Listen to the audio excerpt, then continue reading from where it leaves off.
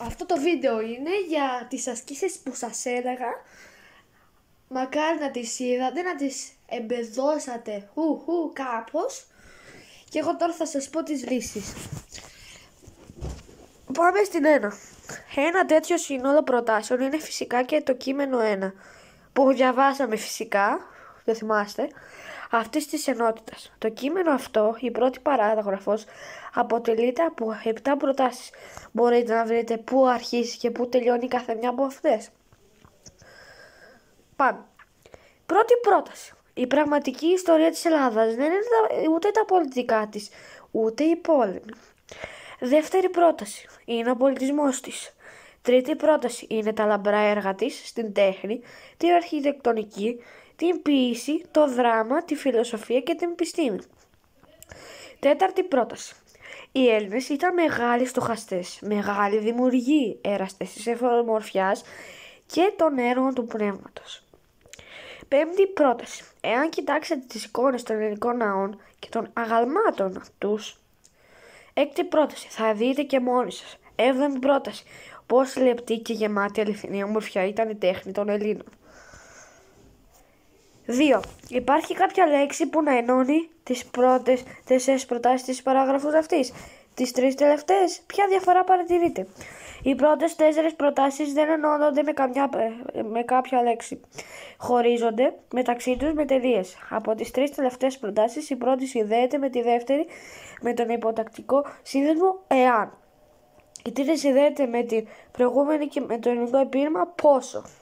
Η διαφορά είναι ότι οι πρώτες 4 προτάσεις είναι όλες κύριες και χωρίζονται με τελείες, ενώ οι 3 τελευταίες είναι διαφορετικού είδους.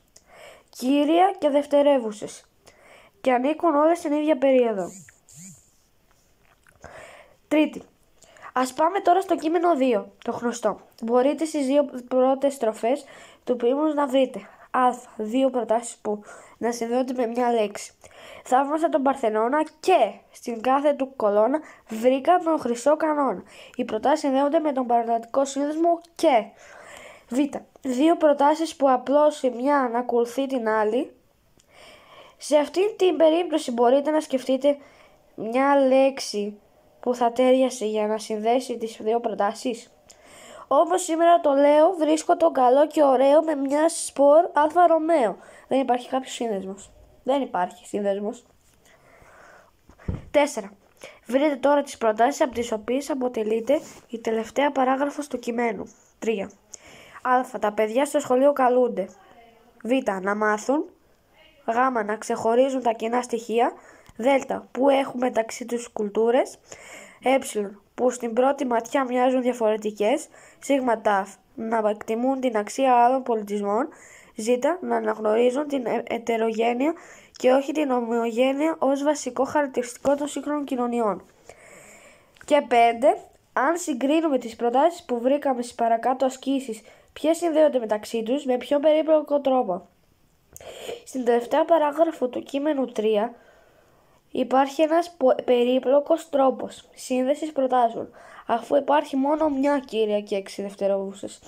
Τα παιδιά στο σχολείο καρούνται κύρια να μάθουν δευτερεύουσα, να ξεχωρίζουν τα κοινά στοιχεία δευτερεύουσα, που έχουν μεταξύ τους κουλτούρες δευτερεύουσα, που στην πρώτη ματιά μοιάζουν διαφορετικές δευτερεύουσα, να εκτιμούν την αξία άλλων πολιτισμών εκτός από τον δικό τους δευτερεύουσα, να αναγνωρίζουν την ετερογένεια και όχι την ομοιογένεια ως βασικό χαρακτηριστικό των σύγχρονων κοινωνιών δευτερεύουσα. Αυτές ήταν οι ασκήσεις, ελπίζω να τις εμπεδώσατε σωστά. Τώρα σε ένα άλλο βίντεο θα προχωρήσουμε, θα εμπεδώσετε το νέο μάθημα. Ναι.